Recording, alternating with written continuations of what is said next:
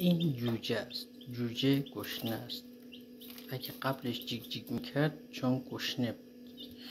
حالا که غذاش رو خورد دیگه جیگ جیگ نمیکنه. پس اگر این صدای جوجه رو شنیدید بدونید که جوجه گشنه است. و گشنگی جوجه ببینید چقدر خوشگل میخوره. بله عزیزان، شما در حال تماشای دون خوردن جوجه‌ای تنها و غریب در این دیار بی کسی هستید که میخورد و می آشامد ولی اسراف نمی کند. این جوجه استقلالی به ظاهر تنها مانده است ولی امسال قهرمان می شود.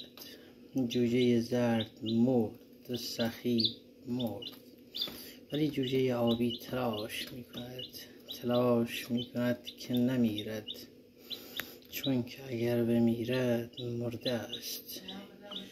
این یک جمله ماندگار از استاد سخن از کتاب نصایح الفصایح.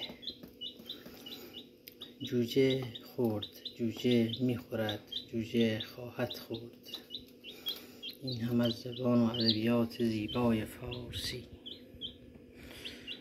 چه کسی جوجه را خورد؟ گربه. جوجه چه میخورد؟ آب.